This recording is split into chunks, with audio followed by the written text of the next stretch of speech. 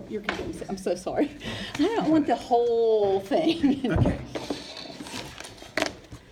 So hello everybody, and welcome to the new episode of Coach's Corner. I'm here with Coach Huggins, and we are here to talk about swimming today. So I just kind of want to jump right into things. We're talking about the county meet. You guys won your 19th meet in a row. Right. And first thing I want to talk about is when you guys won your first meet. No one on your team was born. I wasn't born. I wasn't either. I'm just kidding. So how do you get kids to wrap their heads around that? Yeah, how do you? I think in some ways it's hard because it's just expected.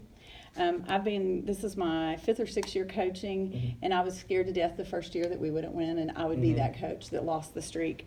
But I think so many of our kids have heard about it, especially the kids that have been swimming a while. So I think some of it is we just expect it, which is kind of scary because then you get a little overconfident. But we have been lucky to have some very, very talented kids that have swam over the last 19 years with us. And also, especially now, how do you guys keep that streak alive each year? We talk to the kids a lot about it. We let them know the expectations. That's always our first goal, is to win the county and then get kids going, qualifying for state meet. But we talk about it at the interest meeting. We talk about it once the team is picked. And it's usually our last meet of the year, so we are working up to that. All right, and also, I just got to kind of speak on recent years. Has it been easier or harder at these pads? Would you say? The last couple of years, we've had less competition.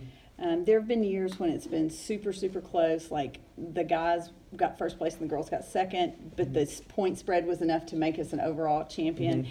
It's been flip-flopped, but the last couple of years, we have some very good kids, but I think some of the area high schools are just not as strong as they used to be. And so also in the future, since I know in swimming you can have like a lot of large classes leaving back to back to back. Right. So do you think these younger kids who are coming in the freshman, sophomore years have really helped? They have. We have a very strong group of sophomore kids, lots of year-round swimmers. We have good upperclassmen too, but we also have a handful of new freshmen this year. Actually, we have one sophomore girl who's new to the team. But yeah, we've got promise over the next few years.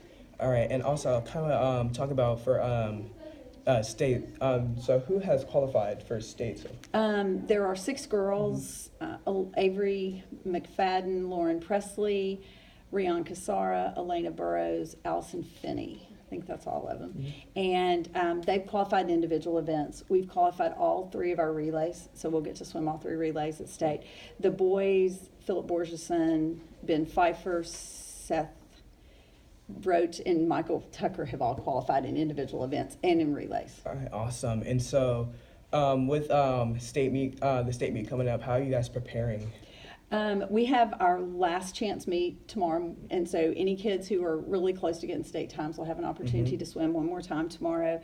Then we'll spend the next 2 weeks, we'll cut back on our practices. In terms of intensity, we'll focus on the little fine touches, breathing, turns, starts. We'll work on our relay starts. Last thing you want is a relay to get disqualified because somebody goes off early. So really, the next couple of weeks, we're just going to focus on all of those little things that make the difference between winning and getting second or third place. Yes, and also, do you have any multiple-time state qualifiers as of this year? Like Allison Finney is a senior. She swam in state all 4 years. Lauren Presley, Avery McFadden are both sophomores. They were state championship on 2 state championship relays last year. Allison has been on state championship relays. She's placed in individual events as well. Michael Tucker went to state last year. Philip Borgeson's a senior. He's gone all 4 years. So we've got some experience on our state team, and a lot of our younger kids are used to swimming big meets because they swim with SCAT.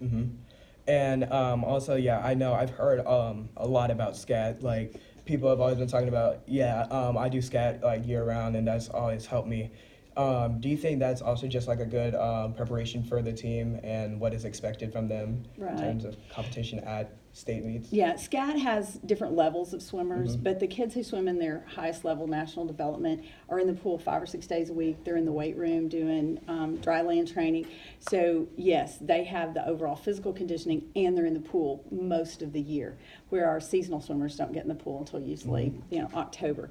But yes, they're used to the competition. The difference in SCAT swimming is it's not so much a team sport, it's individuals. Swimmers swim individual events, where with high school, it's always about the total team points at the end of the day. All right, and so how do you think you guys, where do you think you get most of your point totals from during meets? Would you say it's from the individual or from the relays?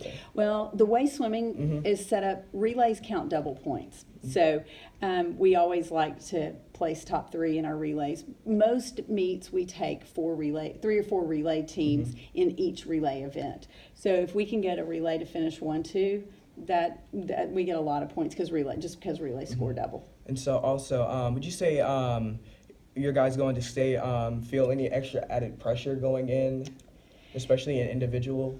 I don't know that it's added pressure. I just think that they know that this is their opportunity. In meets throughout the season, Coach Abrams and I put the kids in events, but with state, like Avery's qualified in 4 or 5 different events, we let her pick the 2 that she wants to swim. So they get to choose what they feel most comfortable with. It's always a little intimidating. I think there is definitely nerves, but I also think some of that is good, kind of gets them in the right state of mind. All right, also, and at state, like when they're just getting ready to go out and swim, let's say like maybe the first, like those first couple events before theirs, do you guys like tell them anything to sort of hype them up, get them ready? Sometimes it just depends on the swimmer, because some of them just want me to leave them alone. They want to be by themselves. And I think by that point, there's not a whole lot I can say.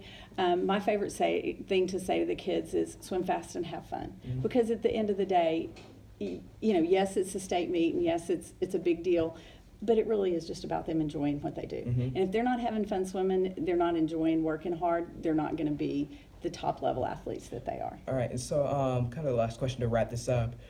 For the future and state meets, do you think these young guys like, let's say, Michael and Avery and say other sophomores are going to be consistent, having promise going on into their junior, senior years? I would assume so.